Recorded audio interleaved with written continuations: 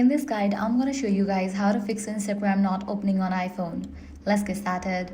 First thing you want to do is restart your iPhone, then check your internet connection. Make sure you have stable internet connection. You can switch between network, Wi-Fi and cellular data.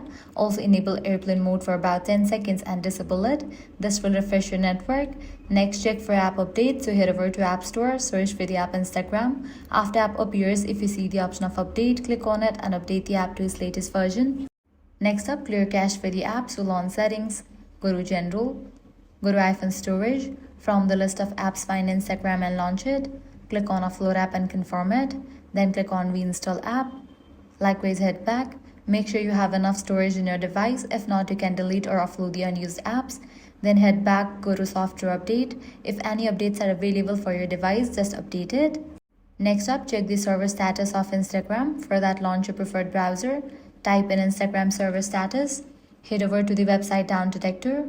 Now, if you found out any outages over here, wait until the problem will be resolved from the end. Lastly, completely delete Instagram app from your device and reinstall it. And that's it. By following these steps, you'll be good to go. Your problem will be resolved.